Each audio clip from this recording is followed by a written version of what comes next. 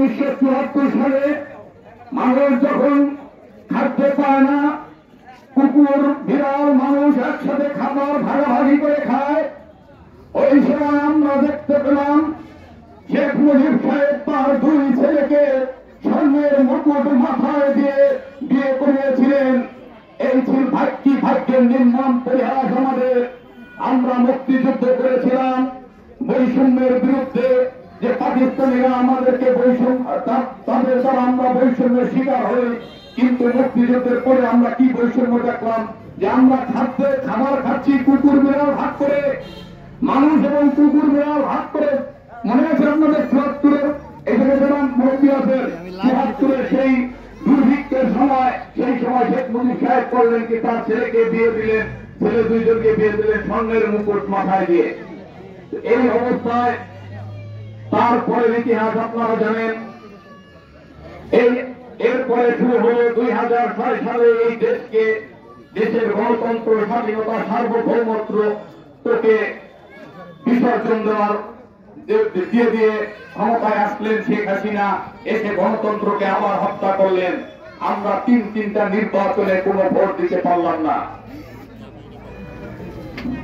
তারপরে এই যে আমাদের যুব সমাজ, ছাত্র সমাজ, তারা বৈষম্য বিরোধী আন্দোলনের নামে ফুঁসে উঠল। সারা বাংলাদেশের মানুষ তাদের সাথে যোগ দিয়ে আগস্টের 5 তারিখে শেখ হাসিনাকে বাংলাদেশ থেকে বিতাড়িত করল। আমরা একটা নতুন বাংলাদেশ পেয়েছি। আমরা নতুন করে আমার স্বপ্ন দেখতে শুরু করেছি। কিন্তু আমাদের এই স্বপ্নটা যেন আবার দুঃস্বপ্নে না পরিণত হয়, সেদিকে আমাদের খেয়াল রাখতে হবে। আমাদের এই দেশের উপরে সকলের নজর পড়েছে।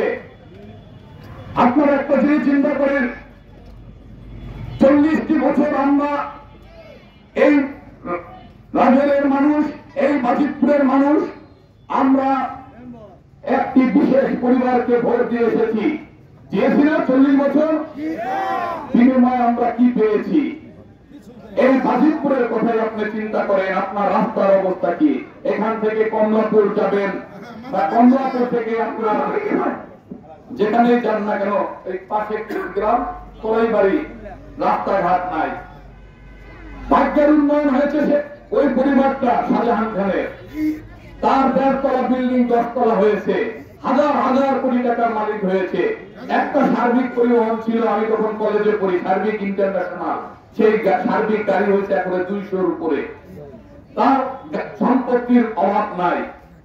এই আওয়ামী লীগ সরকার আপনার আমার টাকা 18 লক্ষ কোটি টাকা এই দেশ থেকে পাচার করেছে। আমরা নতুন করে এই বাংলাদেশকে, নতুন বাংলাদেশের স্বপ্ন দেখতে চাই, আপনাদেরকে দেখাতে চাই। সেটা দেখাতে হলে আমার একার পক্ষে সম্ভব না, বা আমাদের এই দেশ যারা এখানে আছি এদের পক্ষে সম্ভব না। সবাইকে ঐক্যবদ্ধ থাকতে হবে। এই বাজিতপুরের সন্তান আমি, আমার জন্ম নয়ানগরে বৈদ্যবাড়িতে।